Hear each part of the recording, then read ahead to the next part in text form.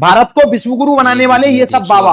अगर इनसे एक प्रश्न पूछूं कि बाबा हमें प्याज लहसुन क्यों नहीं खानी चाहिए, क्या है इसका कारण, तो इन सबके उत्तर देखो क्या होते हैं। पहले सुनना ध्यान से। प्याज और लहसुन इसलिए नहीं पाई जाती क्योंकि प्याज धीरेन्द्र और शास्त्री लहसुन का जन्म गंदगी से हुआ, राक्षस के मल से हुआ। मल से हुआ। शास्त्रों के अनुसार दूसरे आगे उत्पत्ति कुत्ते के अंडों से है और लहसुन की उत्पत्ति कुत्ते के नख से। जो गौ माता है उसके जहाँ हड्डी गिरी वहां से लहसुन का, ये गौ माता फ्लैश गिरा वहां से प्याज का। अच्छा, तो इससे अगर प्याज लहसुन खा रहे हैं तो बेसिकली हम गौ माता की हड्डी और मांस खा रहे हैं। लहसुन प्याज का भोग भगवान को इसलिए नहीं लगता क्योंकि जब राहु ने समुद्र मंथन का अमृत पिया तो राहु ने पिया तो भगवान ने उसका सिर काट दिया। ठीक है। उसकी एक बूंद तो अंदर चली गई जिसको केतु कह दिए, पर 2 बूंद और थी जो जमीन में गिर गई, तो 1 बूंद लहसुन बन गई, 1 बूंद प्याज बन गई। अच्छा, ये चारों बाबा जो आपको बहुत बड़ी पदवी पे बैठ के ज्ञान देते हैं, इन सब की राय अलग अलग है।